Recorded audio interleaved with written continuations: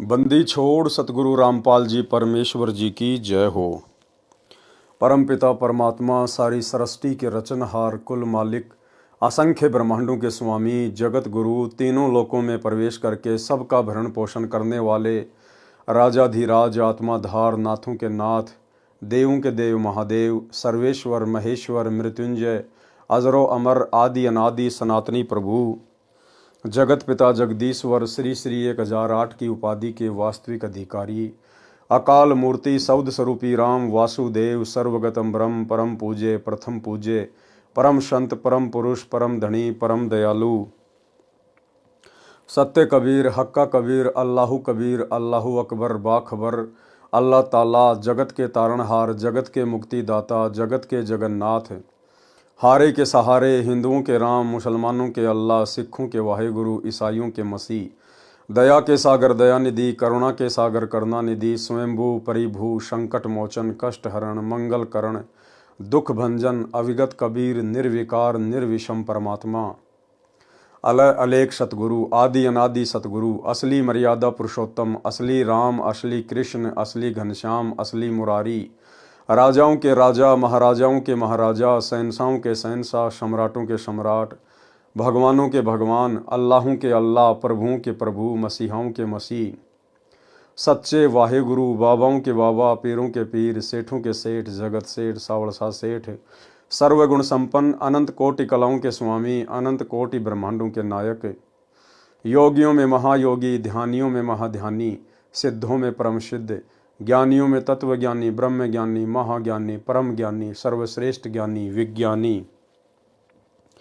युवा कबीर समरथ कबीर असमवात अमित ओजा सच्चे रेनुमा करीम अल्लाह सुभान अल्लाह दुनिया के अंतिम पैगंबर 8 सितंबर 1951 से गांव धनाना जिला सोनीपत हरियाणा भारतवर्ष की पावन भूमि पे प्रकट रियल कल की भगवान श्री नारायण साकार हरि श्री बाबा साहेब शब्द स्वरूपी राम संत श्रोमणी सतगुरु रामपाल जी परमेश्वर जी के चरण कमल में सात संगति से जुड़े हुए देश विदेश से हम सभी सत्सेवक भाई बहनों का अनंत कोटि दंडवत प्रणाम।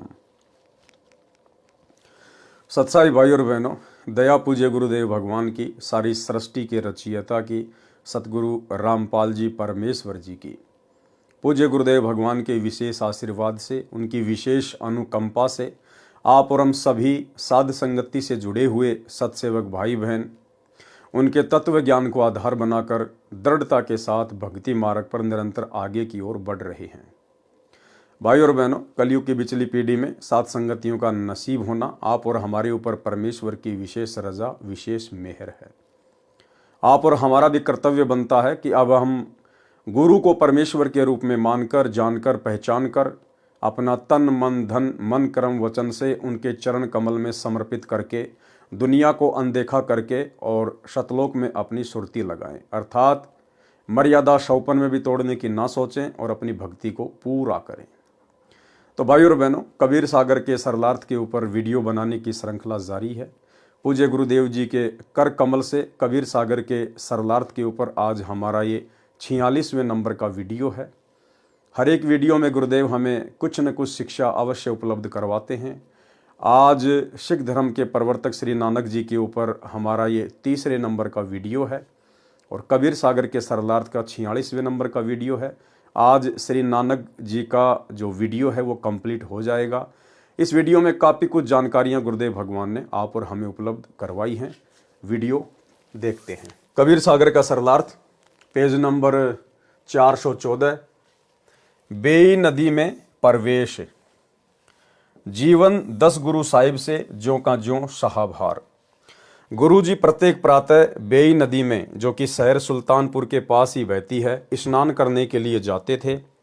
एक दिन जब आपने पानी में डुबकी लगाई तो फिर बाहर ना आए। कुछ समय उपरांत आप जी के सेवक ने जो कपड़े पकड़कर नदी के किनारे बैठा था, घर जाकर जयराम जी को खबर सुनाई कि नानक जी डूब गए हैं। तो जयराम जी तैराकों को साथ लेकर नदी पर गए। आप जी को बहुत ढूंढा किंतु आप नहीं मिले। बहुत देखने के पश्चात सब लोग अपने अपने घर चले गए। भाई जयराम जी के घर बहुत चिंता और दुख प्रकट किया जा रहा था कि 3रे दिन सवेरे ही एक स्नान करने वाले भगत ने घर आकर बहन जी को बताया कि आपका भाई नदी के किनारे बैठा है। यह सुनकर भाइया जयराम जी बेई नदी की तरफ दौड़ पड़े और जब जब पता चलता गया और बहुत से लोग भी वहां पहुंच गए। जब इस तरह आपके चारों तरफ लोगों की भीड़ लग गई, आप जी चुपचाप अपनी दुकान पहुंच गए। आप जी के साथ स्त्री और पुरुषों की भीड़ दुकान पर आने लगी। लोगों की भीड़ देखकर गुरुजी ने मोदी खाने का दरवाजा खोल दिया।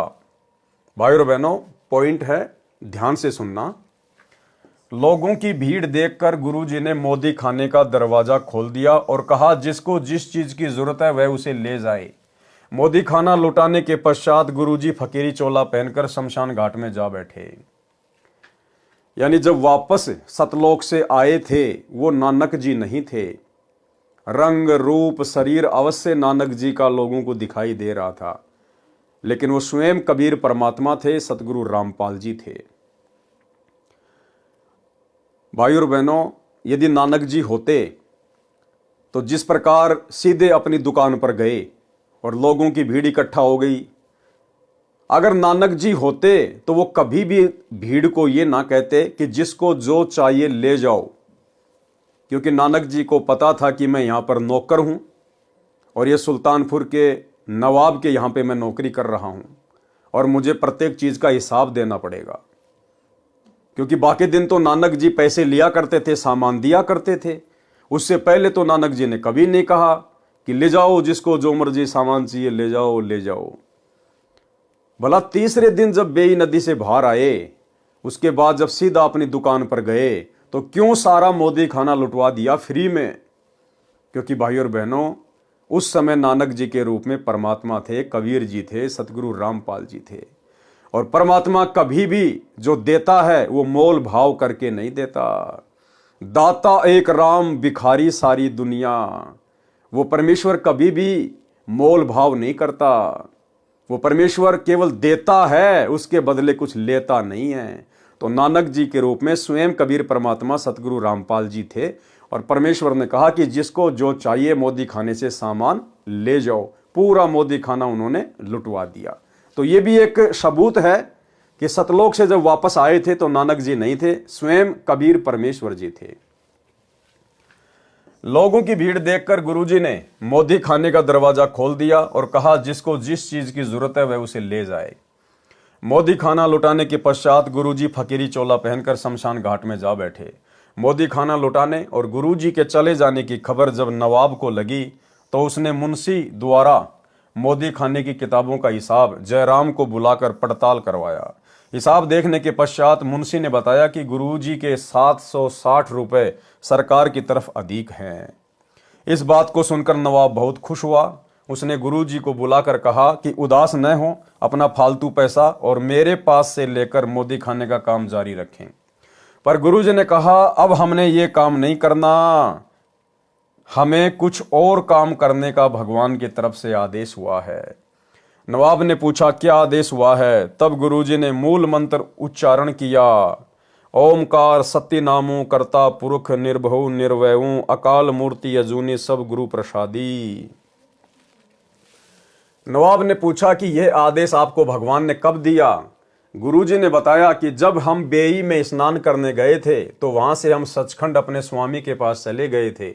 वहां हमें आदेश हुआ कि नानक जी ये मंत्र आप जपो और बाकियों को जपा कर कलयुग के लोगों को पार लगाओ।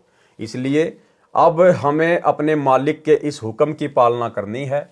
इस संदर्भ को भाई गुरदास जी वार 1 पौड़ी 24 में लिखते हैं, बाबा पैदा सचखंड नौ निधि नाम गरीबी पाई। अर्थात बाबा नानक जी सचखंड गए, वहां आपको 9 निधियों का खजाना, नाम और निर्भयता प्राप्त हुई। यहां बेई किनारे जहां गुरु जी बेई से बाहर निकलकर प्रकट हुए थे, गुरुद्वारा संत घाट अथवा गुरुद्वारा बेर साहिब बहुत सुंदर बना हुआ है। इस स्थान पर ही गुरुजी प्रातः स्नान करके कुछ समय के लिए भगवान की तरफ ध्यान करके बैठते थे। जीवन 10 गुरु साहिब नामक पुस्तक से लेख समाप्त। भाई बाले वाली जन्म साखी में अद्भुत प्रमाण, यानी सिख समाज जो ये मानता है अपनी अज्ञानता और नादानी के चलते कि श्री नानक जी का कोई भी गुरु नहीं था, तो गुरुदेव भगवान जन्म साखी भाई बाले वाली से ही इसका प्रमाण देंगे, क्योंकि भाई बाला और भाई मर्दाना ये दो नानक जी के विशेष शिष्य थे, सदा उनके साथ में रहा करते थे। तो भाई बाला ने जो भी लिखा वो बिल्कुल सत्य लिखा है। भाई बाले वाली जन्म साखी में अद्भुत प्रमाण।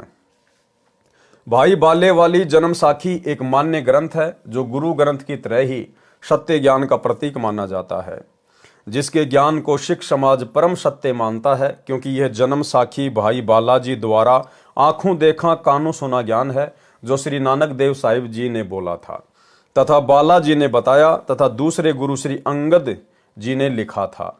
जन्म साखी के पृष्ठ 299 व 300 पर साखी कूना पर्वत की चली। कूना पर्वत पे जाकर नानक जी के रूप में कबीर परमेश्वर सतगुरु रामपाल जी ने एक सिद्ध के साथ में गोष्ठी की थी, ज्ञान चर्चा की थी। कूना पर्वत कहाँ है? धरती पे नहीं है, ऊपर अंतरिक्ष में है, लाखों किलोमीटर ऊपर। तो कबीर परमेश्वर जी नानक जी के रूप में भाई बाला और मर्दाना को वहां पर लेकर गए थे, और वहां पर कूना पर्वत पर एक सिद्ध के साथ में क्या गोष्ठी हुई थी, जिसमें नानक जी ने अपने गुरु का वर्णन दिया है। जन्म साखी के पृष्ठ 299 300 पर साखी कूना पर्वत की चली में गोष्ठी सिद्धा नाल हुई है। इसमें प्रकरण है कि श्री गुरु नानक जी कूना पर्वत पर गए, उनके साथ भाई बालाजी तथा मर्दाना जी थे। कूना पर्वत की गुफा में कुछ सिद्ध पुरुष नाथ पंथ के रहते थे। उनके साथ ज्ञान गोष्ठी में श्री नानक जी ने प्रश्न के उत्तर में कहा था कि अहंकार हमारा नाभ अपने गुरु की बलि जाऊं। मर्दाने ने पूछा कि हे गुरु जी, क्या आपका भी कोई गुरुजी है? मर्दाने ने नानक जी से पूछा, क्या आपका भी कोई गुरुजी है? तब नानक जी ने कहा कि हे मर्दाना, मेरा इतना बड़ा गुरु है जो बिना करतार की कृपा के अपनी दृष्टि में नहीं आता, जो बिना करतार की कृपा के दृष्टि में नहीं आता। इसका मतलब वो कबीर परमात्मा जिसको चाहेगा उसी को अपनी पहचान करवाएगा, वो उसी का ज्ञान योग खोलेगा, उसी की दिव्य दृष्टि खोलेगा। और इसका जीता जागता प्रमाण आज वर्तमान में भी है। वही कबीर परमात्मा जो बेई नदी पर नानक जी को मिले थे, आज इस भारत देश की पवित्र भूमि पर 8 सितंबर 1951 से परम पूज्य परमेश्वर सतगुरु रामपाल जी के रूप में स्वरूप में प्रकट हैं। सन 1994 से अपना यथार्थ 13वां कबीरपंथ शुरू कर चुके हैं। पिछले 30 वर्षों से अनमोल ज्ञान दे रहे हैं, और इन 30 वर्षों में उनके कई लाखों की संख्या में शिष्य हो चुके हैं। लेकिन उन लाखों में से केवल चंद ही आत्माएं हैं, 5 या 10% बड़ी मुश्किल से, जिनको सतगुरु रामपाल जी ने स्वयं के परमेश्वर होने के विषय में उनकी दिव्य दृष्टि खोलते हुए जानकारी दी है। केवल साध संगति से जुड़े हुए सत्सेवक भाई बहन ही वो शिष्य हैं, वो फॉलोवर हैं, जिनकी दिव्य दृष्टि, जिनका ज्ञान योग कबीर परमेश्वर सतगुरु रामपाल जी ने हल्का सा खोला है। और गुरुदेव भगवान ने स्वयं की पहचान करवाई है कि तुम्हारा गुरु कोई गांव धनाने का जांट नहीं है, सचखंड का शहंशाह है जिसने सारी सृष्टि रची है। इसके अलावा सतलोक आश्रमों से जुड़ी हुई 90% संगत का ज्ञान योग अभी तक नहीं खुला है। उनके ऊपर दिव्य दृष्टि की किसी भी प्रकार की कोई रजा नहीं हुई है। वे आत्माएं आज भी अपने गुरु को केवल एक गुरु मानती है, संत मानती है, कबीर जी का अवतार मानती है, और कबीर मानती है एक कागज के टुकड़े को, दाढ़ी मूछ वाली कबीर जी की समझे जाने वाली नकली फोटो को, बनावटी फोटो को, और प्रतिवर्ष जून के महीने में उस फोटो को भगवान मानकर उसका कबीर प्रकट दिवस मनाती है। तो नानक जी यहाँ क्या कह रहे हैं कि वो करतार जिसकी दृष्टि खोलता है भाई वही समझ पाता है। तब नानक जी ने कहा कि हे मर्दाना, मेरा इतना बड़ा गुरु है जो बिना करतार की कृपा के अपनी दृष्टि में नहीं आता। इससे आगे साखी और चली, मीना पर्वत चले। तब मर्दाने ने पूछा कि हे गुरुजी, हम तो आपके साथ ही रहे हैं, आप जी को वह गुरुजी कब मिला था? गुरु नानक जी ने उत्तर दिया कि उस समय तक तुम मेरे पास नहीं आए थे, जब हम मिलने गए थे। तब मर्दाने ने कहा कि जी कब मिलने गए थे?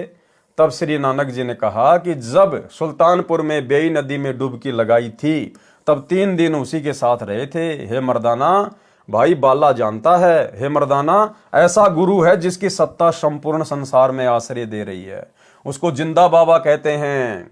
हे मर्दाना, जिंदा उसी को कहते हैं जो काल के अधीन न आवे, अपितु काल उसके अधीन है। क्या कहते हैं भाई और बहनों उसको? जिंदा। और जिंदा कौन होता है? स्वयं कबीर परमात्मा। उसको जिंदा बाबा कहते हैं। हे मर्दाना, जिंदा उसी को कहते हैं जो काल के अधीन न आवे, अपितु काल उसके अधीन है।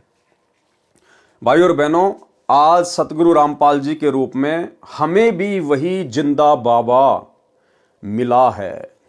आज हम उसी जिंदा बाबा की शरण में हैं जो जिंदा बाबा बेई नदी पर श्री नानक जी को मिले थे और गांव छुडानी में श्री गरीबदास जी को मिले थे। और गरीबदास जी ने अपनी वाणी में असुर निकंदन रमेणी में कहा है कि सतगुरु दिल्ली मंडल आईसी, सूती धरणी सूम जगाईसी। सतगुरु दिल्ली मंडल में आएगा। कब कहा गरीबदास जी ने? 650 साल पहले अपने सदग्रंथ साहिब में। गुरुदेव ने वो वाणी हमें असुर निकंदन रमेणी में दी है लास्ट में। सतगुरु दिल्ली मंडल आईसी, सूती धरणी सूम जगाईसी, काग भूषण छत्तर के आगे, गंधर्व करत चलत है रागे। तो गरीबदास जी कह रहे हैं कि मुझे जो सतगुरु मिले थे जिंदा बाबा के रूप में, सतलोक से आए थे, छुडानी के खेतों में मुझे जो जिंदा बाबा मिले थे, जो मुझे सतगुरु मिले थे, तो गरीबदास जी कह रहे हैं कि आगे चलकर वही मेरा सतगुरु जो मुझे जिंदा बाबा के रूप में मिला था, वही दिल्ली मंडल में आएगा। सतगुरु दिल्ली मंडल आईसी, सूती धरणी सूम जगाईसी। तो आज दिल्ली मंडल में कौन आया भाई और बहनों? सतगुरु रामपाल जी आए 8 सितंबर 1951 को। तो कौन हुए सतगुरु रामपाल जी? गरीबदास जी के सतगुरु। गरीबदास जी के सतगुरु कौन थे? जिंदा बाबा। जिंदा बाबा कौन था? कबीर जी। तो आज हमें जो पूज्य गुरुदेव भगवान प्राप्त हैं, हमें जिनकी शरण प्राप्त है, ये स्वयं जिंदा बाबा हैं, ये स्वयं कबीर साहिब हैं, गरीबदास जी के सतगुरु हैं, गरीबदास जी के जिंदा बाबा हैं। आप और हमारा कितना बड़ा सौभाग्य कि परमेश्वर ने हमें हल्की सी सद्बुद्धि देकर और अपनी वाणियों के खुलासों के माध्यम से ये जानकारी करवा दी कि तुम्हारा गुरु कोई गांव धनाने का जांट नहीं है, माँ के गर्भ से जन्म लेकर आया हुआ कोई मानुष नहीं है, कोई जीव नहीं है। और इसीलिए फिर गरीबदास जी ने हम भक्तों को बार बार अपनी वाणियों के माध्यम से चेताया है कि कलयुग की बिचली पीढ़ी वाले भक्तों, धोखा मत खा जाना। मेरा सतगुरु ही आगे चल के दिल्ली मंडल में आएगा, जिंदा बाबा। सतगुरु दिल्ली मंडल आईसी। इसलिए गरीबदास जी ने बार बार हमें आगाह किया है कलयुग की बिचली पीढ़ी वालों को अपने सदग्रंथ साहिब में कि जो मेरा सतगुरु दिल्ली मंडल में आएगा, जिंदा बाबा, जिसको तुम अपना गुरु धारण करोगे, उसको मानुष मानने की गलती मत करना। गुरु मानुष कर जानते, वो नर कहिए अंध, ओवे दुखी संसार में आ गए यम के फंदे। तो गरीबदास जी ने अपनी अनेकों वाणियों में हमें बहुत अच्छे से सावधान किया है। उसको जिंदा बाबा कहते हैं। हे मर्दाना, जिंदा उसी को कहते हैं जो काल के अधीन ना हो, अपितु काल उसके अधीन है। श्री नानक जी का गुरु था अन्य प्रमाण। साखी कंधार देश की चली। जन्म साखी के पृष्ठ 470-471 पर एक मुगल पठान ने पूछा कि आपका गुरु कौन है? श्री नानक जी ने उत्तर दिया कि जिंदा पीर है, वह परमेश्वर ही गुरु रूप में आया था, उसका शिष्य सारा जहां है। फिर साखी रुक्कन दीन काजी के साथ हुई। जन्म साखी के पृष्ठ 183 पर कुछ वाणी इस प्रकार है। नानक आखे रुक्कन दीन साचा सुनहूं जवाब, खालक आदम सिरजिया आलम बड़ा कबीर। कायम दायम कुदरती सिर पीरा दे पीर, सजदे करे खुदाई नु आलम बड़ग्य कबीर। भावार्थ, श्री नानक जी ने कहा कि रुकन दीन काजी, जिस खुदा ने आदम जी की उत्पत्ति की है, वह बड़ा परमात्मा कबीर है।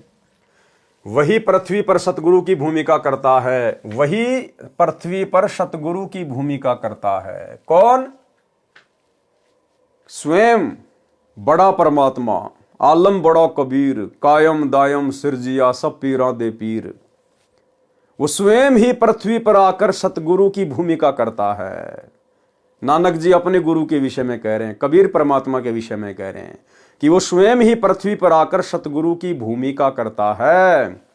तो आज जो महापुरुष इस कलयुग की बिचली पीढ़ी में सतगुरु की भूमिका में हैं, फिर भला ये कौन है? ये स्वयं कबीर परमात्मा है, अल्लाहों के अल्लाह, प्रभुओं के प्रभु हैं। दूसरी बात भाइयों और बहनों, यदि आप लोगों को लगता है कि सतगुरु तो कबीर जी के लिए कहा है, भाई अगर सतगुरु शब्द कबीर जी के लिए कहा जाता है, कौन से कबीर जी के लिए? आप लोगों की नजरों में वो कबीर जो 650 साल पहले आया था काशी के बनारस में, अगर उस कबीर के लिए सतगुरु शब्द का प्रयोग किया जाता है, तो फिर इन सतलोक आश्रमों से जुड़े हुए भगत भाई बहनों को अपने गुरुदेव सतगुरु रामपाल जी के नाम से पहले सतगुरु शब्द का प्रयोग नहीं करना चाहिए, क्योंकि सतगुरु तो केवल पूरी सृष्टि में एक समय में एक ही होता है। एक समय में धरती पे दो दो सतगुरु नहीं होते, केवल एक ही सतगुरु होता है, और वो सतगुरु स्वयं कबीर परमात्मा होता है। तो फिर आपके गुरु जी कौन हुए? सतगुरु रामपाल जी कौन हुए? आप अपने गुरुदेव के नाम से पहले सतगुरु शब्द लगाते हैं, और सतगुरु शब्द का अधिकारी केवल कबीर परमात्मा है, किसी और के नाम के आगे पीछे सतगुरु लग ही नहीं सकता। और भाई आप सतलोक आश्रम वालों के अनुसार यदि सतगुरु शब्द कबीर जी जो दाढ़ी मूछ वाले रूप में 650 साल पहले आए थे उन्हीं के नाम से पहले लगता है, तो फिर आप अपने गुरु को सतगुरु कहना छोड़ दीजिए, क्योंकि सतगुरु की भूमिका तो खुद कबीर परमात्मा ही करता है। दूसरा, आप जी अपने गुरुदेव को बंदी छोड़ बंदी छोड़ बंदी छोड़ कहते हैं। भाई बंदी छोड़ तो पूरी सृष्टि में एक ही है, वो है कबीर परमात्मा। फिर आप अपने गुरुदेव को बंदी छोड़ क्यों कहते हैं? क्या बंदी छोड़ भी दो हैं? अरे क्या भगवान भी दो हैं सृष्टि में? बंदी छोड़ एक ही है जो काल के बंधन से छुड़वा सकता है, स्वयं कबीर परमात्मा। और आप लोग यदि उस दाढ़ी मूछ वाली कागज की फोटो को बंदी छोड़ मानते हैं, तो फिर आप अपने गुरुजी के नाम से पहले बंदी छोड़ क्यों लगाते हैं? भाई आप तो दोगला आचरण कर रहे हैं, आप तो दो नावों की सवारी कर रहे हैं। तो भाई और बहनों, ये विशेष मेहर है गुरुदेव की, जो गुरुदेव ने हम साथ संगति से जुड़े हुए सत्सेवक भाई बहनों का ज्ञान योग खोला है। हमें गुरु और गोविंद में कोई अंतर नजर नहीं आ रहा है। परमात्मा भी कहते हैं गुरु और गोविंद दो नहीं भाई, जब तक दो समझेगा दो जग में जाई। गुरु को और परमात्मा को अलग अलग मानने वाला कहते हैं वो दो जग में जाएगा, नरक में जाएगा, नरक में। वह ही पृथ्वी पर सतगुरु की भूमिका करता है, वह सिर पीरा दे पीर यानी सब गुरुओं का सिरताज है। तो भाई आज हम अपने गुरु जी को क्या कहते हैं? जगत गुरु। जगत गुरु, जगत गुरु कौन होता है? सब गुरुओं का गुरु, जिससे बढ़कर कोई भी गुरु ना हो उसको कहते हैं जगत गुरु। यहां क्या कहा जा रहा है? वह सिर पीरा दे पीर यानी सब गुरुओं का सिरताज है। सब गुरुओं का सिरताज कौन होता है? जगत गुरु, कबीर परमात्मा। सबसे उत्तम ज्ञान रखता है कौन? कबीर परमात्मा। आज पृथ्वी पर सबसे उत्तम ज्ञान किसके पास में है? केवल सतगुरु रामपाल जी परमेश्वर जी के पास। और एक ऑडियो में सतगुरु रामपाल जी परमेश्वर कह रहे हैं कि बच्चों, इस पूरी सृष्टि में इस दास के अलावा किसी को ज्ञान नहीं है। तो भाई पूरी सृष्टि में तो सतलोक आश्रम से जुड़े हुए भाई बहनों के अनुसार कबीर जी भी है, क्योंकि आप लोग अपने गुरु जी को तो कबीर जी मानते नहीं। आप तो कबीर उसको मानते हैं जो दाढ़ी मूछ वाला है। आप लोगों के अनुसार तो वो सतलोक में बैठा हुआ है। और गुरुदेव कह रहे हैं कि पूरी सृष्टि में इस दास के अलावा किसी को तत्व ज्ञान नहीं है। तो क्या भाई तुम्हारे उस कबीर को भी नहीं है क्या जो सतलोक में बैठा हुआ है? उसको भी नहीं है क्या? क्योंकि सारी सृष्टि में तो वो दाढ़ी मूछ वाला कबीर भी आ गया अगर कहीं बैठा है तो। फिर गुरु जी इतनी बड़ी बात क्यों कह रहे हैं कि सारी सृष्टि में इस दास के अलावा किसी को ज्ञान नहीं, तत्व ज्ञान नहीं? तो कौन कह सकता है ये बात? ये बात कौन कह सकता है? स्वयं कबीर परमात्मा ही कह सकता है, क्योंकि कबीर परमात्मा ही अपने रूप रूपांतरण करते हुए इस पृथ्वी पर सतगुरु की भूमिका करते हैं। तो आज सतगुरु रामपाल जी स्वयं ही कबीर परमेश्वर हैं, इनके अलावा कहीं और कोई कबीर नहीं है। यह बात जिस दिन तुम्हारे समझ में आ जाएगी उस दिन तुम भगत बन गए पक्के। और बच्चों, कबीर साहब सारी सृष्टि के रचने वाले, सबके पालक, सबके उत्पत्ति करता, कर्म के लेख को मिटाने वाले परमपिता परमात्मा आपको प्राप्त हुए। सारी सृष्टि में दास के अतिरिक्त इस अध्यात्म ज्ञान के जानने वाला कोई नहीं। तो पुण्यात्माओं, बच्चों, आपको समर्थ परमात्मा और पूर्ण सतगुरु और कंप्लीट स्पिरिचुअल नॉलेज, संपूर्ण आध्यात्मिक ज्ञान प्राप्त है। सबसे उत्तम ज्ञान रखता है। वह कायम यानी श्रेष्ठ, दायम यानी समर्थ परमात्मा कुदरती है। मुसलमान अल्लाह कबीर कहते हैं। कबीर का अर्थ बड़ा करके बड़ा अल्लाह अर्थ करते हैं।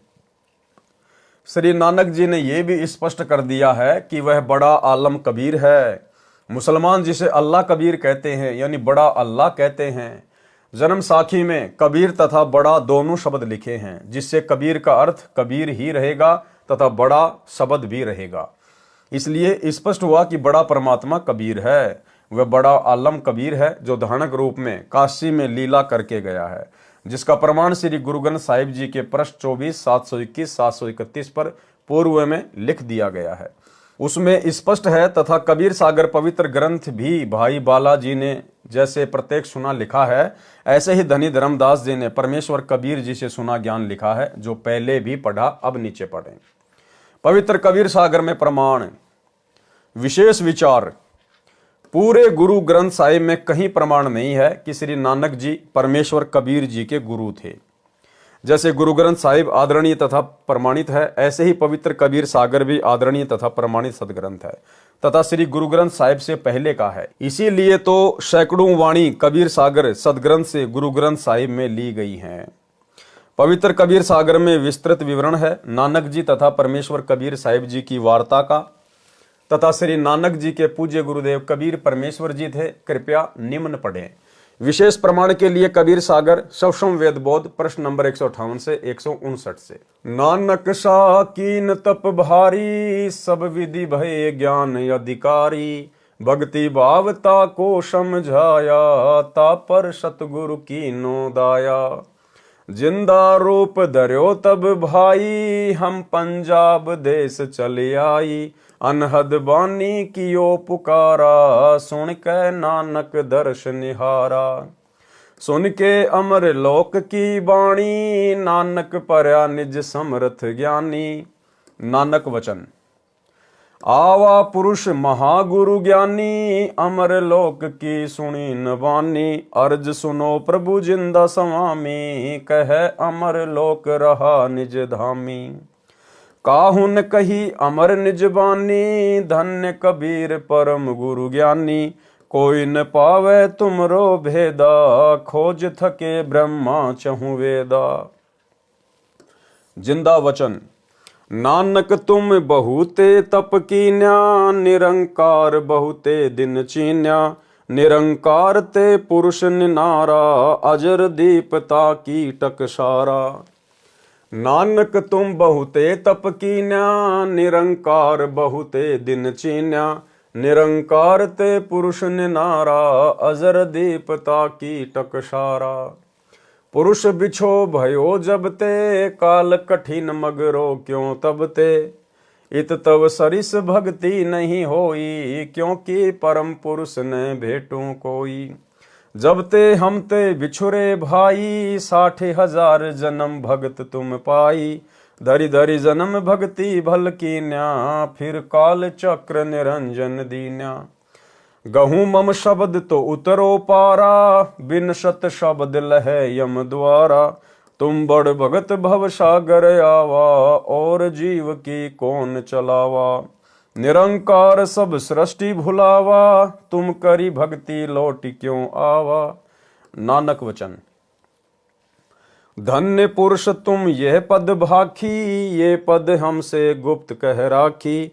जब लो हम तुमको नहीं पावा, अगम अपार भरम फैलावा। कहो गोसाई हम ते ज्ञाना, परम पुरुष हम तुमको जाना। धनी जिंदा प्रभु पुरुष पुराना, बिरले जन तुमको पहचाना। भये दयाल पुरुष गुरु ज्ञानी, दियो पान परवाना बानी। भली भई तुम हमको पावा, सकलो पंथ काल को ध्यावा। तुम इतने अब भये निनारा, फेर जन्म ना होए तुम्हारा। भली सुरती तुम हमको चीन्या, अमर मंत्र हम तुमको दीन्या। सौ वेद हम कही निज बानी, परम पुरुष गति तुम्हें बखानी। नानक वचन धन्य पुरुष ज्ञानी कर तारा, जीवन काज प्रकटे संसारा। धनी करता तुम बंदी छोड़ा, ज्ञान तुम्हारा महाबल जोरा। दिया नाम दान किया उबारा, नानक अमर लोक पग धार्या। भावार्थ, परम पूज्य कबीर प्रभु एक जिंदा महात्मा का रूप बनाकर श्री नानक जी से मिलने पंजाब में गए। तब श्री नानक साहिब जी से वार्ता हुई। तब परमेश्वर कबीर जी ने कहा कि आप जैसी पुण्यात्मा जन्म मृत्यु का कष्ट भोग रहे हो, फिर आम जीव का कहां ठिकाना।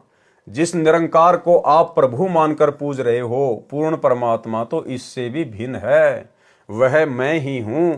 जब से आप मेरे से बिछड़े हो, 60,000 जन्म तो अच्छे अच्छे उच्च पद भी प्राप्त कर चुके हो। जैसे सतयुग में यही पवित्र आत्मा राजा अमरीश तथा त्रेता युग में राजा जनक, जो सीता जी के पिताजी थे, हुए, तथा कलयुग में श्री नानक साहिब जी हुए।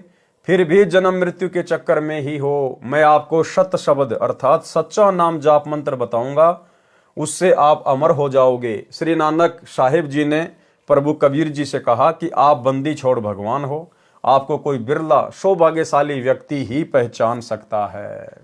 क्या कहा नानक जी ने? श्री नानक जी ने प्रभु कबीर जी से कहा कि आप बंदी छोड़ भगवान हो। आज हम बंदी छोड़ किसको कहते हैं? सतगुरु रामपाल जी को। आप बंदी छोड़ भगवान हो, आपको कोई बिरला सौभाग्यशाली व्यक्ति ही पहचान सकता है। इसलिए भाई और बहनों, दास बार बार कहता है कि आज यदि धरती पर सतगुरु रामपाल जी को कबीर परमेश्वर जी के रूप में किसी ने जाना है, पहचाना है, उन्हें कोई कबीर मानकर वास्तव में इष्ट मानकर भक्ति कर रहा है, गीता अध्याय 3 श्लोक 13 के अनुसार उन्हें भोग लगा रहा है, तो केवल साध संगति से जुड़े हुए सत्सेवक भाई बहन हैं। ये सतगुरु रामपाल जी परमेश्वर जी का यथार्थ 13वां कबीर पंथ है। ये सतलोक के लिए भक्ति का ट्रेनिंग सेंटर है। स्पष्ट कर दिया यहां परमात्मा ने, आपको कोई बिरला सौभाग्यशाली व्यक्ति ही पहचान सकता है। तो ये सौभाग्य भाई और बहनों केवल हम साध संगत वाले भाई बहनों को प्राप्त है वर्तमान में। आगे तो हो सकता है बहुत सारी आत्माओं को हो जाएगा, लेकिन वर्तमान समय 2024 तक इस परीक्षा के समय में जो भक्तों की छटनी की जा रही है, इस पहले बैच की परीक्षा चल रही है। सन 1994 से 2014 तक परमात्मा ने जितनी भी आत्माओं को अपनी शरण में लिया, उनकी परीक्षा चल रही है। और इस परीक्षा में अभी तक तो केवल साथ संगति से जुड़े हुए भाई बहन ही पास हुए हैं।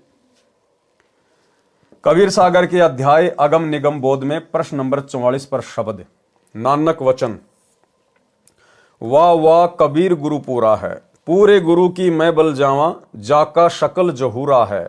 अधर दुलिच परे हैं गुरुअन के, शिव ब्रह्मा जहां सूरा है। श्वेत धौजा फरहात गुरुवन की, बाजत अनहद तूरा है। पूर्ण कबीर सकल घटदर्श, हरदम हाल हजूरा है। नाम कबीर जपे बड़ भागी, नानक चरण को धूरा है। विशेष विवेचन, बाबा नानक जी ने उस कबीर जुलाहे काशी वाले को सत्यलोक यानी सचखंड में आंखों देखा, तथा फिर काशी में धानक जुलाहे का कार्य करते हुए, तथा बताया कि वही धानक रूप जुलाहा सतलोक में सत्य पुरुष रूप में भी रहता है, तथा यहां भी वही है। श्री नानक जी ने बचपन में श्री ब्रजलाल पांडे जी से गीता जी को समझा था। पूर्ण परमेश्वर कबीर जी के दर्शन के पश्चात उन्हीं से प्राप्त तत्व ज्ञान के आधार से उसी पांडे से गीता जी के 7 श्लोकों के विषय में पूछा। श्री ब्रजलाल पांडे निरुत्तर हो गया। अपनी बेइज्जती जानकर श्री नानक जी से ईर्ष्या करने लगा, तथा श्री नानक जी के माता पिता को तथा अन्य हिंदुओं को कहा कि श्री नानक तो अपने भगवानों का अपमान करता है, जिससे लोगों ने श्री नानक जी की बातों को ध्यान से नहीं सुना। वे 7 श्लोक निम्न हैं। कौन से हैं? श्री ब्रजलाल पांडे से श्री नानक जी ने पूछा, आप कहते हो कि गीता जी का ज्ञान श्री कृष्ण जी ने बोला, तथा श्री कृष्ण जी ही श्री विष्णु अवतार हैं। श्री विष्णु जी अजन्मा सर्वेश्वर अविनाशी हैं, इनके कोई माता पिता नहीं है। आप ये भी कहते हो कि रजगुण ब्रह्मा, सतगुण विष्णु तथा तमगुण शिव हैं, यही त्रिगुण माया है। परंतु गीता ज्ञानदाता प्रभु, पहला श्लोक कौन सा है?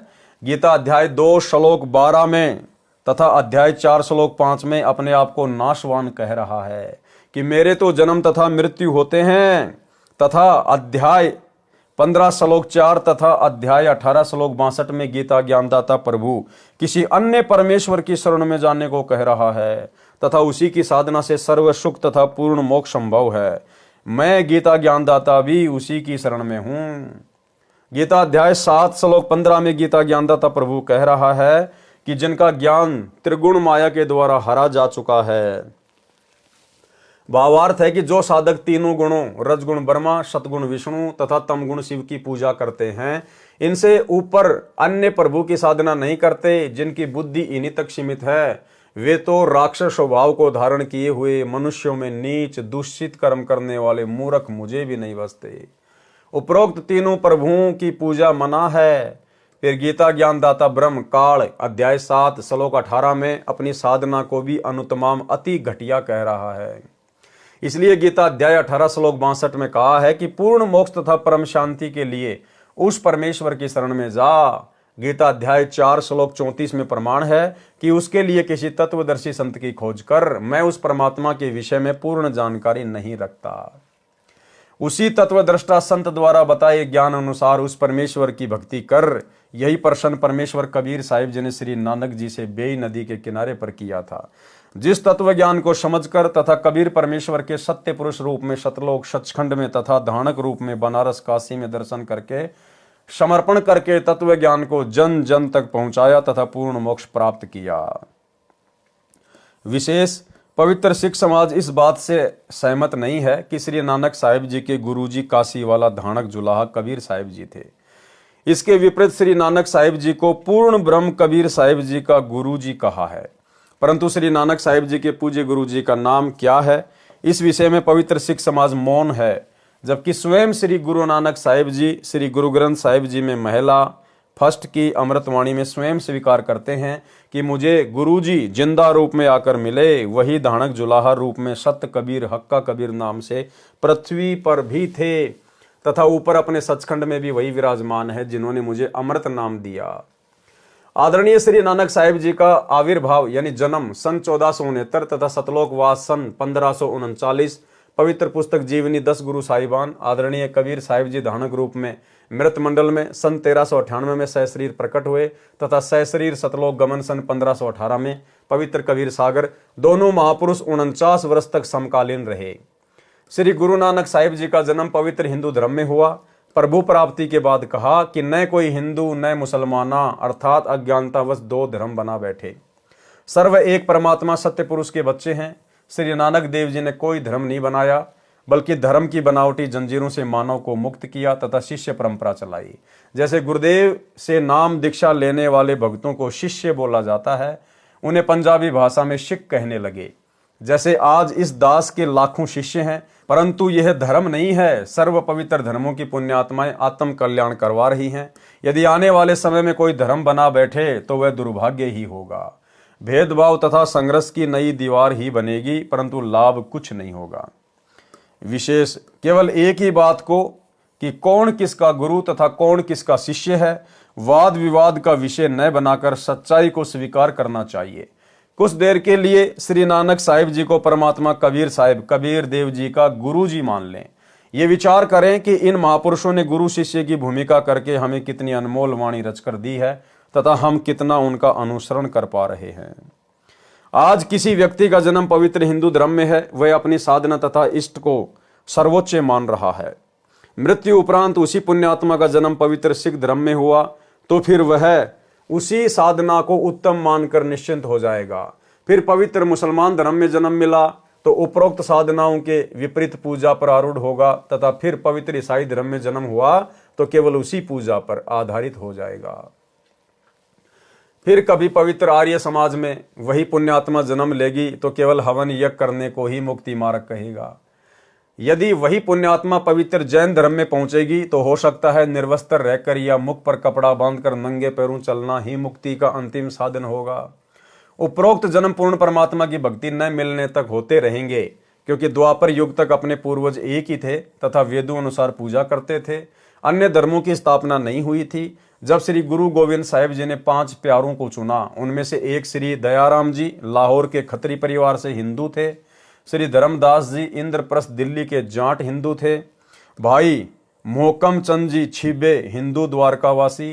भाई साहिब चंद जी नाई हिंदू बिदर निवासी। भाई हिम्मतमल जी झींवर हिंदू जगन्नाथपुरी उड़ीसा निवासी थे। जीवन 10 गुरु साहिबान लेखक सोडी तेजा सिंह प्रकाशक भाई चतर सिंह, जीवन सिंह, अमृतसर, पृष्ठ नंबर 343 344। इसलिए अपने संस्कार मिले जुले हैं। भले ही उपरोक्त पंच प्यारे उस समय अपनी भक्ति साधना गुरु ग्रंथ साहिब के अनुसार, गुरुओं की आज्ञा अनुसार कर रहे थे, परंतु सर्व हिंदू समाज से संबंध रखते थे। उस समय गुरुओं के अनुयायियों को शिख कहते थे, हिंदी भाषा में शिष्य कहते हैं। इस कारण से एक अलग भक्ति मार्ग पर चलने वाले जन समूह को शिख कहने लगे। अब यह एक अलग धर्म का रूप धारण कर गया। जैसे वर्तमान में कई पंथों के लाखों अनुयायी हैं, उनको भी अन्य नामों से संबोधित किया जाता है। जैसे राधा स्वामी पंथ के अनुयायियों को कहते हैं ये तो राधा स्वामी हैं, परंतु ये सर्व धर्मों के व्यक्तियों का समूह है। हो सकता है आने वाले समय में यह एक अलग धर्म का रूप धारण कर ले, परंतु वर्तमान में अधिकतर हिंदू समाज और सिख समाज के ही व्यक्ति हैं। जो व्यक्ति मांस आहार, मदिरा पान तथा अन्य नशीली वस्तु जैसे तंबाकू, बीड़ी, सिगरेट, हुक्का आदि में सेवन करता है तथा लूट कसोट, जीव हिंसा करता है तथा बहन बेटियों को बुरी नजर से देखता है, वह न तो हिंदू है, न मुसलमान, न सिख, न ईसाई। क्या उपरोक्त बुराई करने का सर्व पवित्र धर्मों के सदग्रंथों में विवरण है? नहीं। उपरोक्त बुराई युक्त व्यक्ति कभी प्रभु प्राप्ति नहीं कर सकता तथा न ही वह धार्मिक हो सकता। एक समय यह दास एक दोस्त सिख अधिकारी के साथ किसी सिख की शादी में गया। वहां पर श्री गुरु ग्रंथ साहिब जी के अखंड पाठ का भोग पड़ा। सर्व उपस्थित व्यक्तियों ने प्रसाद लिया, फिर खाना खाने के लिए साथ में ही लगे टेंट में प्रवेश हुए, जहां पवित्र अमृतवाणी का भोग पड़ा था तथा जहां खाना खाया। दोनों के बीच केवल कनात यानी कपड़ा लगी थी। खाने को मांस तथा पीने को मदिरा सरेआम थी। जो पाठ कर रहे थे वे भी सर्वप्रथम उसी आहार को प्रेम पूर्वक कर रहे थे। इसलिए सर्वप्रथम हिंदू तो हिंदू बने, मुसलमान बने मुसलमान, ईसाई बने ईसाई तथा सिख बने सिख। फिर हम प्रभु भक्ति करने योग्य होंगे। प्रभु साधना भी अपने सदग्रंथों में वर्णित विधि अनुसार करने से प्रभु प्राप्ति होगी, अन्यथा मानव शरीर व्यर्थ हो जाएगा। हम एक कुल मालिक की संतान हैं। सतज्ञान न होने से हिंदू मुसलमान के झगड़े, हिंदू सिख के झगड़े, मुसलमान ईसाई के झगड़े धर्म के श्रेष्ठता और अश्रेष्ठता के कारण है। विश्व युद्ध में भी इतना रक्तपात नहीं हुआ होगा जितना धर्म के खतरे की आड़ में हो चुका है। धार्मिकता के खतरे की तरफ ध्यान न देने से अनेक बुराइयां सर्व पवित्र धर्मों में घर कर चुकी हैं।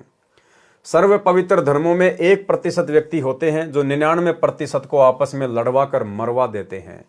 इससे विपरीत हिंदू हिंदू को मार रहा है, सिख सिख को काट रहा है, मुसलमान मुसलमान को परेशान कर रहा है, ईसाई ईसाई का दुश्मन बना हुआ है, आर्य समाजी पर ही मुकदमे किए बैठा है, कबीर पंथियों के दुश्मन बने हैं। और भाई और बहनों, अज्ञानता के कारण, संत रामपाल जी के तत्व ज्ञान को गहराई से ना समझ पाने के कारण आज संत रामपाल जी के पंथ में भी ये बुराई घर कर चुकी है। हालांकि आगे सफलता प्राप्त नहीं कर पाएगी, लेकिन वर्तमान में तो सतगुरु रामपाल जी का परिवार इस बुराई से अछूता नहीं है। आज हम सभी कबीरपंथी हैं। सात संगत से जुड़े हुए भाई बहन भी कबीरपंथी हैं, सतलोक आश्रम से जुड़े हुए भाई बहन भी कबीरपंथी हैं, क्योंकि हमारे गुरुदेव कबीर जी हैं और कबीर जी के दिखाए रास्ते पर जो चलता उसको कबीरपंथी कहते हैं।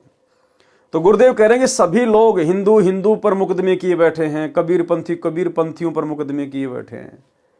और भाई और बहनों, इस पवन दास पर सतलोक आश्रम मैनेजमेंट हरियाणा वालों ने झूठा मुकदमा सतगुरु रामपाल जी के माध्यम से ही करवा डाला। अब सोचिए भाई और बहनों, हमारे गुरुदेव इतनी बड़ी बात लिख रहे हैं। अब इतनी बड़ी बात लिखने वाले और समाज को शिक्षा देने वाले कि ऐसे आपस में मुकदमे नहीं करने चाहिए, ये अच्छी बात नहीं है, परमात्मा के भक्ति मार्ग में ऐसा नहीं होना चाहिए। तो गुरुजी तो मना कर रहे हैं कि आपस में मुकदमेबाजी नहीं करनी चाहिए। फिर सोचिए भाई और बहनों, मुझ पवन दास के ऊपर सतगुरु रामपाल जी ने मुकदमा क्यों किया? अपने परिवार के कहने पर। अगर आप इसको एक नॉर्मल बात मान के चलोगे तो फिर ये तो दोगली बात हो गई सतगुरु रामपाल जी की। यहां तो कह रहे हैं कि आपस में मुकदमेबाजी नहीं करनी चाहिए। जो आपस में एक दूसरे पर मुकदमा करते हैं उनको ज्ञान नहीं है। और सतगुरु रामपाल जी ने मुझ पवन दास के ऊपर अपने परिवार के कहने से मुकदमा कर दिया। तो नॉर्मल तरीके से अगर आप इस बात को लेकर चलोगे तो यह बात सतगुरु रामपाल जी को दोगला साबित करती है। इसलिए दास आप सभी भाई बहनों को बार बार कहता है कि पूज्य गुरुदेव जी के द्वारा अपने परिवार के कहने पर इस परीक्षा के समय में मुझ पवन दास के ऊपर अपने भक्ति विधान के विपरीत ये 420 का मुकदमा लगाना, मुझ पवन दास को जेल करवाना, ये वर्तमान में उनकी लीला का, उनके मिशन का एक हिस्सा है।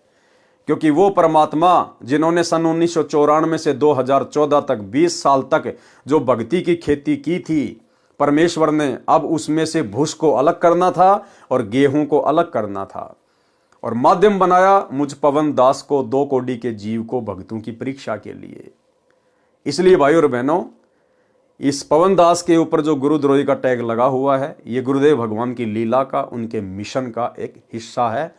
जो चंद भाई बहनों को तो समझ में आ गया, जो साथ संगति से जुड़े हुए हैं, बाकी आत्माओं की जो आश्रमों से जुड़ी हुई हैं, अभी उनकी आंखें बंद हैं, समय आने पर खुल जाएंगी।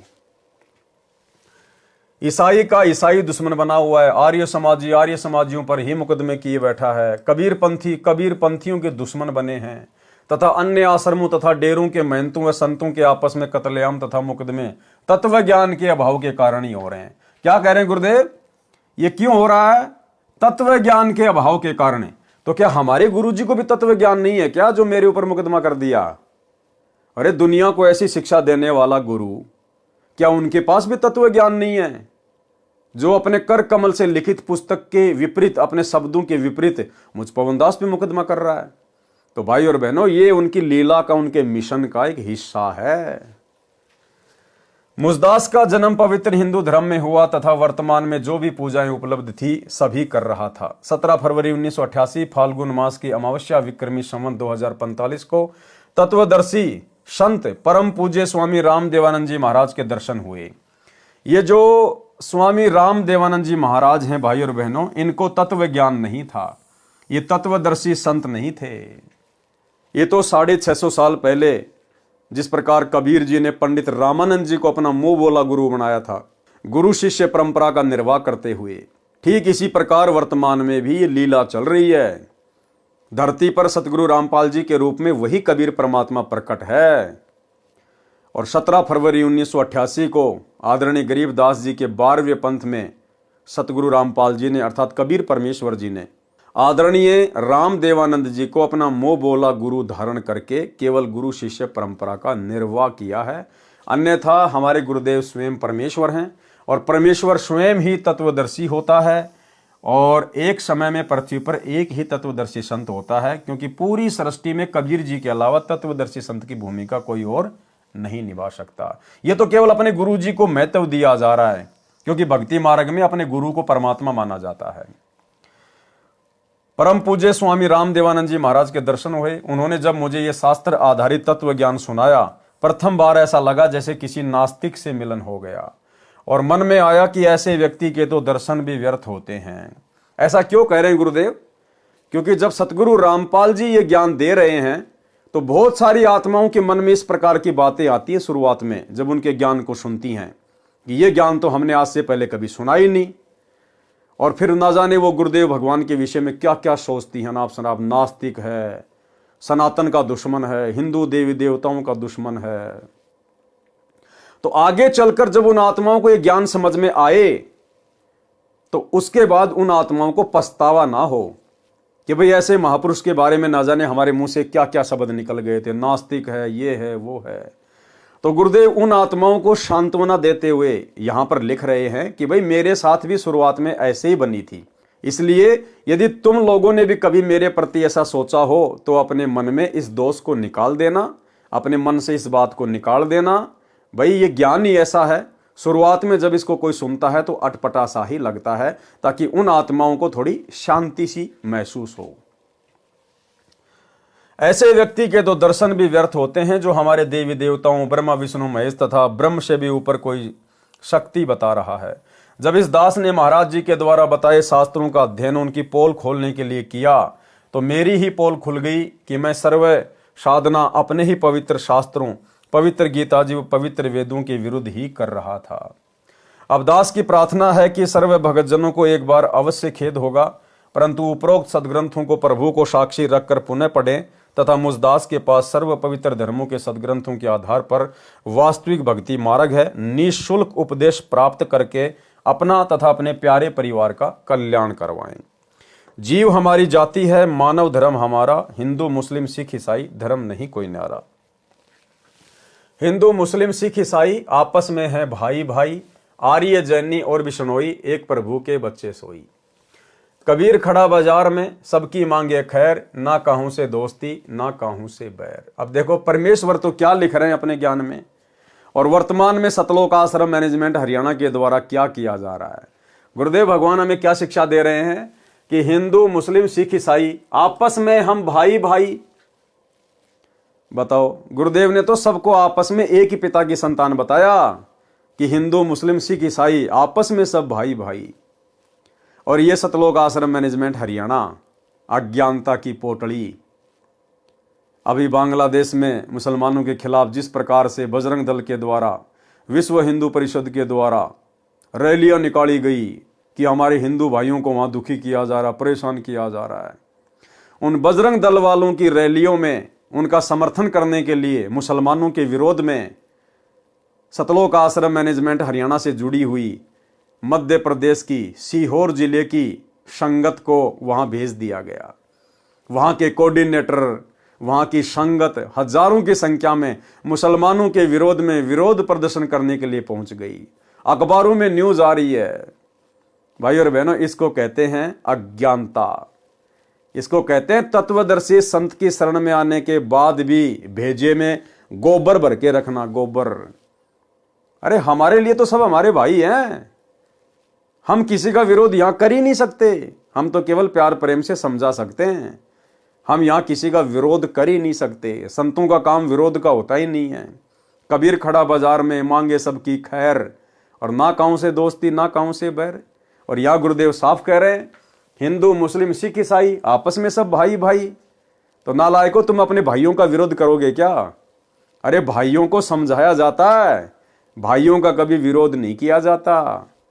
तो ये मुसलमान भी आप और हमारे लिए उतने ही प्रिय हैं जितने हिंदू हमारे लिए प्रिय हैं, जितने जैनी और ईसाई हमारे लिए प्रिय हैं।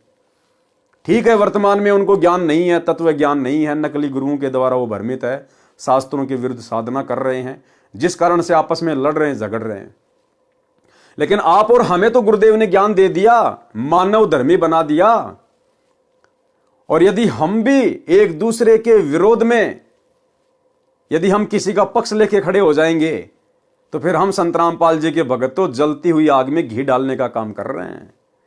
तो भाई और बहनों, ये तत्व ज्ञान तो छोड़िए, संत रामपाल जी के 90% सतलोक आश्रम से जुड़े भगत भाई बहनों को अभी ज्ञान भी अच्छे से समझ में नहीं आया।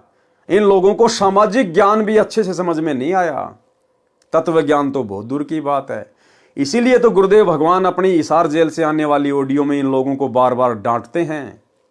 वो अंतर्यामी परमात्मा इन लोगों के इसी प्रकार के कुकर्म देखकर इनको बार बार डांटते हैं कि अच्छे इंसान तो जगत वाले भी ऐसा नहीं करते जैसा तुम भगत कर रहे हो। यानी आम समाज में जो व्यक्ति पढ़ा लिखा है, जिस व्यक्ति को इस बात की जानकारी है, वो व्यक्ति भी किसी भी धर्म के विरोध में किसी का साथ नहीं देता। उनको भी पता है कि शैतान ने हमारे को बांट रखा है, हिंदू मुस्लिम सिख ईसाई हम सब एक ही हैं। तो जो अच्छे इंसान जो संसार में हैं, जगत में हैं, जो संत रामपाल जी के भगत भी नहीं हैं, वो लोग भी बजरंग दल वालों के पक्ष में जाके खड़े नहीं हुए मुसलमानों के विरोध में, और संत रामपाल जी के भगत मुसलमानों के विरोध में जाके खड़े हो गए। इसलिए तो गुरुदेव कह रहे हैं कि अच्छे इंसान जो जगत में है ना, वो भी ऐसा नहीं करते जैसा कि तुम भगत कर रहे हो। यानी गुरुदेव ने अपनी सतलोक आश्रमों से जुड़ी हुई लाखों की संगत को आम सामाजिक व्यक्तियों से भी नीचे गिरा हुआ साबित कर दिया, नीचे गिरा हुआ। सुनिए। विचार करना होगा कि हम कौन है, कहां से आए। आपस में खेचातानी रखते हो अभी भी भगत हो गए। अच्छे इंसान तो जगत वाले भी ना करते ऐसा जैसे भगत कर रही है। अच्छे इंसान तो जगत वाले भी ना करते ऐसा जैसे भगत कर रही है। अच्छे इंसान तो जगत वाले भी ना करते ऐसा जैसे भगत कर रही है।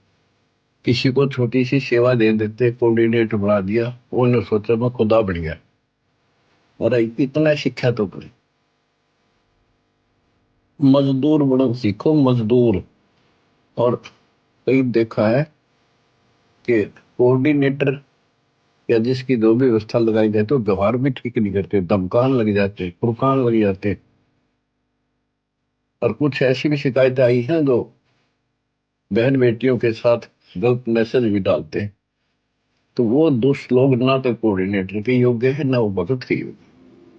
और कुछ ऐसी भी शिकायतें आई हैं जो बहन बेटियों के साथ गलत मैसेज भी डालते हैं, तो वो दुष्ट लोग ना तो कोऑर्डिनेटर के योग्य है ना वो भगत के योग्य। और कुछ ऐसी भी शिकायतें आई हैं जो बहन बेटियों के साथ गलत मैसेज भी डालते हैं, तो वो दुष्ट लोग ना तो कोऑर्डिनेटर के योग्य है ना वो भगत के योग्य। तो ऐसा तो संगत माई कुसंगत उपजेगी, और ऐसी कुसंगत होगी फिर हम रखेंगे नहीं उसको खेत में। किसान उसको बाढ़ को पाड़ कर खेत से बाहर फेंक देता है, तो उसको आप मिशन से निकाल दिया जाया करेगा। सुधर जाओ, एक के नहीं सुनी जाया करती, दिशाओं शिक्षा दी जाती है, अमल कर लो इन पे। कर्म बतेरे फोड़ लिए, इस ज्ञान का असर क्या हुआ? थोड़ा सा सुख होते हो फिर पक्के एजेंट काल के बन जाते हैं, बकवाद वही करनी, भगवान से दूर हो जाएगा। थोड़ा सा सुख होते हो फिर पक्के एजेंट काल के बन जाते हैं, बकवाद वही करनी, भगवान से दूर हो जाएगा। थोड़ा सा सुख होते हो फिर पक्के एजेंट काल के बन जाते हैं, बकवाद वही करनी, भगवान से दूर हो जाएगा। तो भाई और बहनों, आप और हमारा सौभाग्य कि गुरुदेव भगवान ने हमारा ज्ञान योग खोला, हमें गुरुदेव ने सद्बुद्धि दी। हम इस प्रकार के शैतानी प्रपंचों में नहीं पड़ते हैं, ज्ञान को आधार बना के अपनी भक्ति करते हैं, और बाकी संगत अपने कर्म फोड़ रही है कोऑर्डिनेटरों के पीछे लगकर। हिंदू मुस्लिम सिख ईसाई आपस में हैं भाई भाई, आर्य जैनी और बिश्नोई, एक प्रभु के बच्चे सोई। कबीरा खड़ा बाजार में सबकी मांगे खैर, ना कहूं से दोस्ती ना कहूं से बैर। शवशम वेद बोध पृष्ठ 160 से 162 पर सामान्य ज्ञान है। शवशम वेद बोध पृष्ठ 163 का सारांश। मृत्यु के समय जीव किस रास्ते से जाता है उसके भविष्य का ज्ञान। अथ जीव के अंतकाल वाली वाणी। अंतकाल जब जीव को आवे, यथा कर्म तब दे ही पावे। यानी अंत समय में जैसा जिसने जो कर्म किए हैं, शुभ या अशुभ कर्म, उसी अनुसार से आगे वो शरीर धारण करता है। गुदा द्वार जब जीव निकासा, नरक खाने में ताको वासा। यानी जब किसी की मृत्यु होती है और उसकी आत्मा जब उसके गुदा द्वार से निकलती है तो सीधा वो कहां जाता है? नरक में जाता है। गुदा द्वार से आत्मा निकलने की क्या पहचान है? जब आदमी का शरीर छूटता है, यमदूत उसे परेशान करते हैं, दुखी करते हैं, तो उसका लैट्रिन निकल जाता है, उसके कपड़े लैट्रिन से सन जाते हैं। यानी उसकी आत्मा यमदूतों ने मार मार के गुदा द्वार से निकाली है। ऐसा व्यक्ति सीधा नरक में ठोका जाता है, नरक में। गुदा द्वार जब जीव निकासा, नरक खाने में ताको वाशा। और भाई और बहनों, आपको ध्यान होगा, दास ने आज से 2-2.5 साल पहले वीडियो बनाया था। सतलोक आश्रम मैनेजमेंट हरियाणा से बिहार का स्टेट कोऑर्डिनेटर, उसकी गुदा द्वार से ही आत्मा बाहर निकली थी। गुदा द्वार से सीधा नरक में गया वो।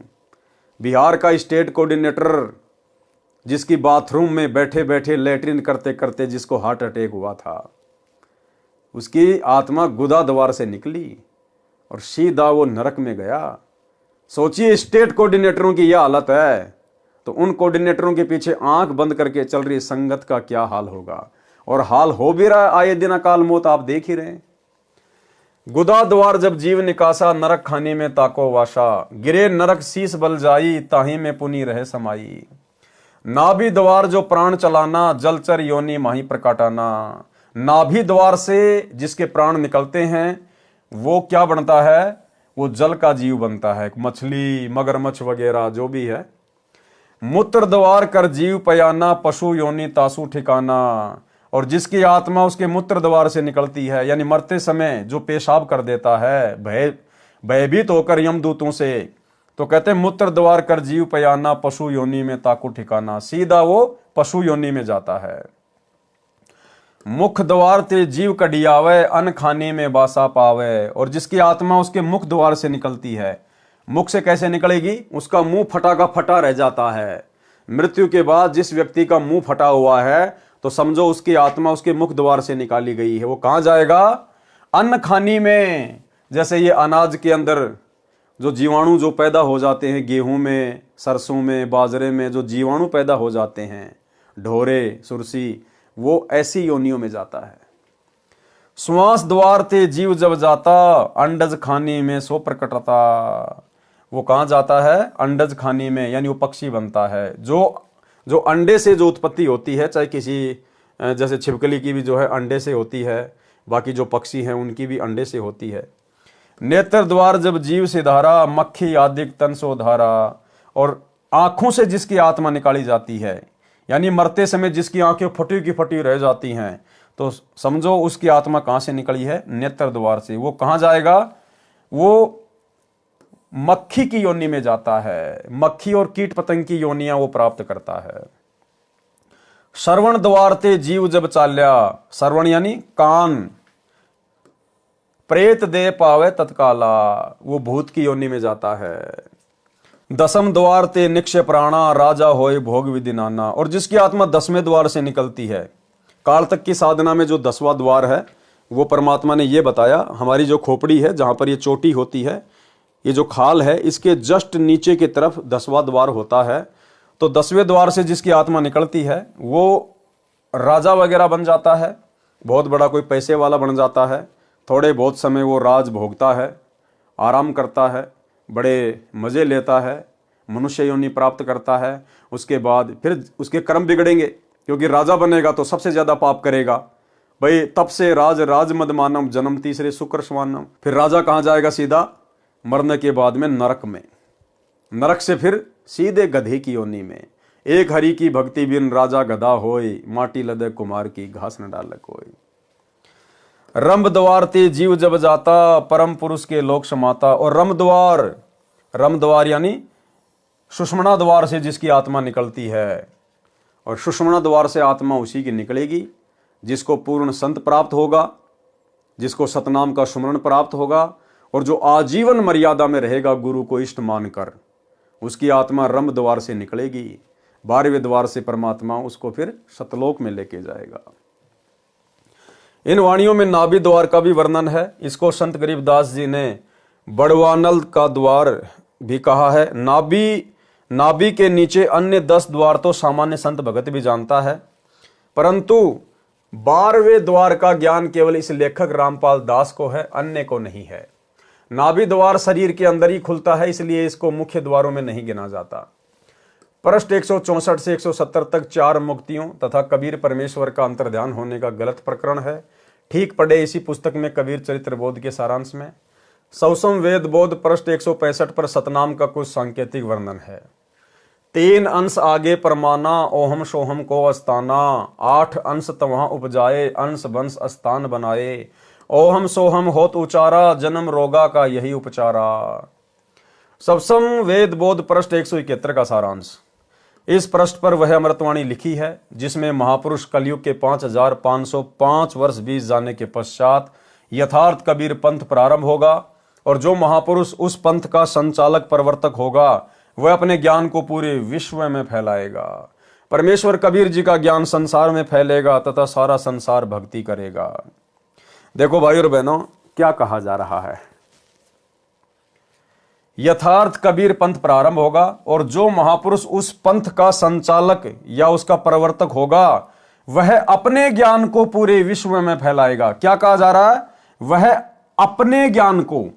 तो आज यथार्थ 13वें कबीर पंथ के संचालक, उसके प्रवर्तक कौन है?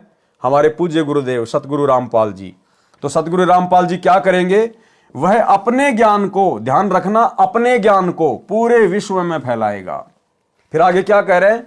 परमेश्वर कबीर जी का ज्ञान संसार में फैलेगा।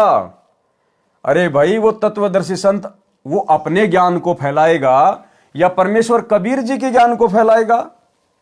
यहां तो कहा जा रहा कि वह अपने ज्ञान को पूरे विश्व में फैलाएगा। और फिर आगे क्या कह दिया? परमेश्वर कबीर जी का ज्ञान संसार में फैलेगा। तो कौन हुआ वो तत्वदर्शी संत? स्वयं कबीर परमात्मा। हमारे गुरुदेव स्वयं कबीर परमेश्वर हैं। परमेश्वर एक सेंटेंस में क्या संकेत कर जाते हैं, एक बार फिर से देख लीजिएगा। इस पृष्ठ पर वह अमृतवाणी लिखी है जिसमें महापुरुष कलयुग के 5505 वर्ष बीत जाने के पश्चात यथार्थ कबीर पंथ प्रारंभ होगा। तो यथार्थ कबीर पंथ प्रारंभ हो गया सन 1994 से। किसने किया? सतगुरु रामपाल जी ने। और जो महापुरुष उस पंथ का संचालक या प्रवर्तक होगा, तो कौन है उसके संचालक और प्रवर्तक? सतगुरु रामपाल जी। अब वो क्या करेगा? वह अपने ज्ञान को पूरे विश्व में फैलाएगा। वो प्रवर्तक क्या करेगा? अपने ज्ञान को पूरे विश्व में फैलाएगा। और आगे क्या कहा जा रहा है? परमेश्वर कबीर जी का ज्ञान पूरे संसार में फैलेगा। अरे भैया, उस प्रवर्तक का ज्ञान फैलेगा या कबीर जी का ज्ञान फैलेगा? तो भाई, चाहे उस प्रवर्तक का ज्ञान फैले चाहे कबीर जी का ज्ञान फैले, बात एक ही है, क्योंकि वो प्रवर्तक खुद ही कबीर है। शवसम वेद बोध पृष्ठ 170 पर कुछ वाणी लिखी हैं। शवसम वेद बोध की स्फुट वार्ता चौपाई। 1,80,000 पीर पैगंबर और अवतारा, 100 शब आही निरंजन बंसा, तंदर करे निज पिता प्रशंसा। 10 अवतार निरंजन केरे, राम कृष्ण सब माही बडेरे, पूर्ण आप निरंजन होई, या में फेर फार नहीं कोई। भावार्थ, जो मुसलमान धर्म में 1,80,000 पैगंबर माने गए हैं, हजरत मोहम्मद जी अंतिम नबी अर्थात पैगंबर माने गए हैं, ये तथा अन्य अवतार जो हिंदू धर्म में माने जाते हैं, ये सब के सब काल निरंजन के अंश थे और संसार में जन्म लेकर काल की महिमा बताकर काल के पंथ का प्रचार करने आए थे। हिंदू धर्म में 10 अवतार माने गए हैं। उनमें से मुख्य श्री रामचंद्र जी तथा श्री कृष्णचंद्र जी हैं। काल निरंजन इनमें सर्वशक्तिशाली है। कबीर परमेश्वर जी ने कहा है कि मैं जो कह रहा हूं इसमें कोई हेर फेर नहीं है, अर्थात ये सत्य है। पृष्ठ 171 पर अंतिम वाणियों में कहा है कि पूर्ण परमात्मा का यथार्थ ज्ञान देने के लिए मेरा भेजा हुआ मेरा अंश उस समय आएगा जब कलयुग 5505 वर्ष बीत जाएगा। वह मेरी सत्य साधना का फरमान संदेशा लेकर आएगा। उस समय हिंदू, तुर्क यानी मुसलमान या अन्य सब धर्मों में जितने जीव संसार में है, वे सतनाम की महिमा से परिचित होकर निर्वाण यानी मोक्ष मार्ग को ग्रहण करेंगे। जितने भी धर्म के नाम के पंथ हैं तथा काल द्वारा भ्रमित करके परमेश्वर कबीर जी के नाम से 12 पंथ चलाए गए हैं, वे सब तत्व ज्ञान को जो वह महापुरुष प्रमाणित करके बताएगा, उसको सुनकर तथा समझकर उस महापुरुष द्वारा चलाए गए 13वें यथार्थ पंथ में शवतः आकर ऐसे मिल जाएंगे जैसे सरितगण यानी दरियाओं का समूह अपने आप विवश हुआ समुद्र में मिलकर एक हो जाता है। इसी प्रकार सर्वधर्म समूह एक हो जाएंगे, यानी हिंदू, मुस्लिम, सिख, ईसाई, जैनी, बौद्ध, यहूदी, मंगोल, फारसी, जितने भी धर्म है संसार में, ये सब के सब धर्म एक हो जाएंगे। सब अपने नाम के आगे मानव धर्मी लगाएंगे। मानव धर्मी आगे पीछे, मानव धर्मी पवन दास, मानव धर्मी लोकेंद्र दास, मानव धर्मी जितेंद्र दास, जितने भी हैं सब अपने नाम के आगे पीछे मानव धर्मी लगाएंगे। ये जातियां और ये धर्म ये बिल्कुल समाप्त हो जाएंगे। लोगों को अपनी जाति और अपना धर्म बताने में शर्म आने लगेगी, शर्म, क्योंकि उस समय संत रामपाल जी का ज्ञान पूरे विश्व में फैल जाएगा और उनका जो नारा है वो जन जन की जुबान पे होगा। जीव हमारी जाति है, मानव धर्म हमारा, हिंदू, मुस्लिम, सिख, ईसाई धर्म नहीं कोई न्यारा। भाई, जब हम सभी का पिता धरती पे आया हुआ है सतगुरु रामपाल जी, तो बाप जब आएगा तो बच्चों को एक करके जाएगा, एक करके। शैतान ने तो वाट रखे हैं, लेकिन अब बाप आ चुका है शैतान का, तो शैतान का बाप मेरे भाई सबको एक करके जाएगा, सारी दीवारें, सारी जंजीरें मिटा जाएगा। इसी प्रकार सर्वधर्म समूह एक हो जाएंगे। जब तक वह निर्धारित समय नहीं आता 5505 वर्ष कलयुग का, तब तक मनुष्यों में छल कपट चतुराई करके कर्म खराब करना बना रहेगा। और जो ये ज्ञान मैं सप्तम वेद बोध में कह रहा हूं, ये भी निराधार लगेगा। जब वह समय आएगा, सब ही स्त्री पुरुष शुद्ध आचरण वाले होकर कपट चतुराई त्याग कर कबीर परमेश्वर जी की शरण प्राप्त करेंगे। कौन से कबीर परमेश्वर की? सतगुरु रामपाल जी की, क्योंकि शरण में तो इनके आना पड़ेगा, गुरु तो इनको बनाना पड़ेगा। तो कौन हुआ फिर कबीर? सब ही स्त्री पुरुष शुद्ध आचरण वाले होकर कपट चतुराई त्याग कर कबीर परमेश्वर की शरण प्राप्त करेंगे। जो धर्म के नाम पर भ्रमित करके काल द्वारा चलाए गए अनेकों पंथ हैं, ये सब फिर से एक हो जाएंगे। उस महापुरुष से सतनाम आदि सर्व मंत्रों की दीक्षा लेकर सब दीक्षित हंस सतलोक को जाएंगे। घर घर में मेरे ज्ञान की चर्चा होगी, कृपया पढ़े निम्न वाणियां। शवसम वेद बोध पृष्ठ 171 से कुछ वाणियां। दोहा 5000 और 505 जब कलयुग बीत जाए, महापुरुष फरमान तब जग तारण को आए। भाई वो महापुरुष आज आ चुका है सतगुरु रामपाल जी के रूप में। हिंदू तुर्क आदिक सब जेते जीव जिहान, सत्य नाम की साख गह पौवे पद निर्वाण। यथा सरित गण आप ही मिले सिंधु में धाये, सत सुकृत के मध्य तिमी सब ही पंथ समाये। जब लगी पूर्ण होए नहीं ठीके को तिथिवार, कपट चातुरी तब हिलो सब संवेद निर्धार। सब ही नारी नर शुद्ध तब जब ठीके का दिन आवंत, कपट चातुरी छोड़ के शरण कबीर गहंत। एक अनेक हो गयो पुनि अनेक हो एक, हंस चले सतलोक सब सत्य नाम की टेक। घर घर बोध विचार हो दुर्मति दूर बहाए, कलयुग में सब एक होई बरते सहज सुभाए। कहाँ उग्र कहाँ सुदर हो हर सब की भव भीर, सो समान समदृष्टि है समरथ सत्य कबीर। भावार्थ, परमेश्वर कबीर जी ने बताया है कि मेरी महिमा के ज्ञान की घर घर चर्चा चलेगी, सबकी दुर्मति समाप्त हो जाएगी, सब परमात्मा से डरने वाले होंगे। कोई शराब तमाकू मांस का सेवन नहीं करेगा, चोरी जारी व्यभिचार डाके डालना रिश्वत लेना पाप जानकर सब छोड़ देंगे, शुद्ध होकर सह स्वभाव से रहा करेंगे। माया जोड़ने की प्रवृत्ति समाप्त हो जाएगी। चाहे कोई डाकू हो चाहे अन्य मलिन कर्म करने वाला व्यक्ति हो, वह सब बुरे कर्म त्याग कर उस पंथ में दीक्षा लेंगे। सब साधकों की भवपीर यानी सांसारिक कष्ट हरेगा, यानी सर्व दुख दूर करेगा। अब देखना भाई और बहनों आगे ध्यान से, उस पंथ का प्रवर्तक, कौन से पंथ का प्रवर्तक? 13वें कबीर पंथ का प्रवर्तक कौन है? सतगुरु रामपाल जी। उस पंथ का प्रवर्तक स्वयं कबीर परमेश्वर समान भक्ति शक्ति समर्थ होगा। उस पंथ का जो प्रवर्तक होगा, जो संचालक होगा 13वें कबीर पंथ का, वो क्या होगा? उस पंथ का प्रवर्तक स्वयं कबीर परमेश्वर समान भक्ति शक्ति समर्थ होगा। अब भाई कबीर परमेश्वर जी के समान यदि कोई दूसरा भक्ति और शक्ति से संपन्न हो गया तो फिर कबीर परमेश्वर जी के पास में क्या बच गया? उसके समान होने का मतलब उसके बराबर हो जाना। और वे भगवान के बराबर कौन हो सकता है? क्या किसी की औकात है जो परमात्मा के बराबर हो जाएगा? और यदि कोई परमात्मा के समान हो गया, परमात्मा के बराबर हो गया भक्ति में शक्ति में, तो फिर उस परमात्मा का मतलब क्या रह गया? फिर उसका औचित्य क्या रह गया? फिर तो दो परमात्मा हो गए बराबर के। तो ये बात क्यों कही जा रही है? गुरुदेव के द्वारा अपने आप को छुपाते हुए कि मेरे बच्चे मेरे तत्व ज्ञान को आधार बनाकर अब इतने बुद्धिमान हो चुके हैं कि मेरे इन संकेतों को समझ जाएंगे कि हमारे गुरुदेव स्वयं ही कबीर परमात्मा है। हमारी तुच्छ बुद्धि को देखते हुए, दुनिया वालों की तुच्छ बुद्धि को देखते हुए अपने आप को छुपा कर ये बातें कह रहे हैं कि उस 13वें पंथ का प्रवर्तक परमेश्वर कबीर जी के समान ही भक्ति और शक्ति में संपन्न होगा। भाई जो कबीर जी के समान ही भक्ति शक्ति में संपन्न हो गया तो फिर वो तो खुद ही कबीर बन गया। फिर उस कबीर का मतलब क्या रह गया यदि कोई और कबीर है तो यहां हमने समझना होगा हमारे गुरुदेव स्वयं ही कबीर परमात्मा है। उस पंथ का प्रवर्तक स्वयं कबीर परमेश्वर समान भक्ति शक्ति समर्थ होगा। सबको समान दृष्टि से देखेगा, यानी ऊंच नीच जाति आधार से किसी में अंतर नहीं करेगा। न राजा तथा रंक में कोई अंतर रहेगा। राजा भी अपने को जनता का सेवक मानकर अपना कर्तव्य करेगा तथा भक्ति को प्राथमिकता देकर जीवन सफल करने के उद्देश्य से कार्य करेगा।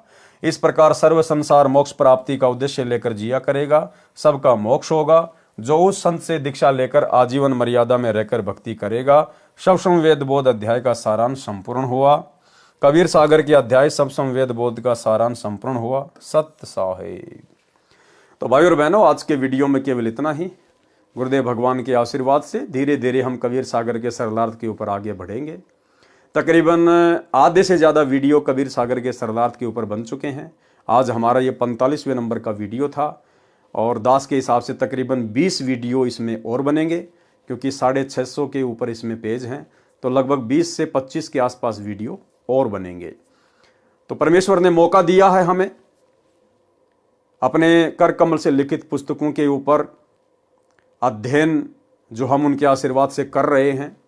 खुलासे तो उन्होंने कर ही रखे हैं, सरलार तो उन्होंने कर ही रखा है, लेकिन उन्हीं के द्वारा बख्शीश सद्बुद्धि आधार से हम उन्हीं के सत्प्रेरणा से कुछ और गुप्त रहस्य जो उन्होंने छुपा रखे हैं, जो वो कह नहीं सके, सार्वजनिक नहीं कर सके, आप और हमारी छोटी बुद्धि को देखते हुए कि कहीं उन बड़े बड़े रहस्यों को सुनकर इनके मन में गुरु के प्रति दोष पैदा ना हो जाए।